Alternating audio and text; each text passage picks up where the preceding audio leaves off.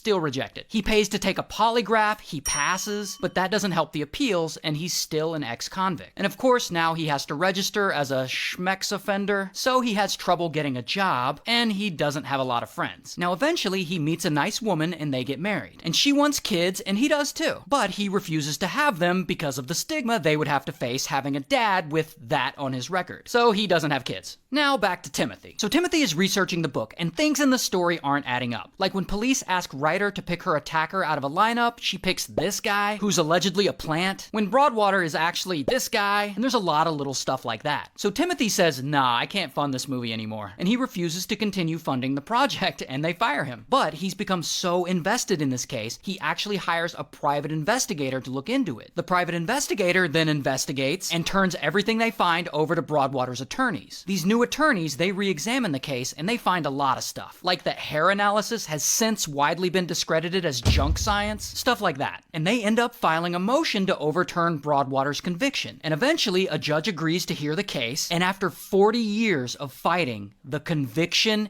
is finally overturned. So then, Ryder, of course, posts a written apology to Broadwater saying that she will forever be sorry. The publisher stops publishing the book, the movie's no longer in production, and Broadwater sues the state of New York for taking 16 years of his life away. Ultimately, the state settled with him for $5.5 million. And good for him. While Timothy and his production company are now making a documentary about Broadwater and his story called Unlucky. It's currently in development. And just to be clear, they concluded that Ryder had been assaulted that day, just not by Broadwater. And all this happened in Syracuse, New York, so shout out to New York.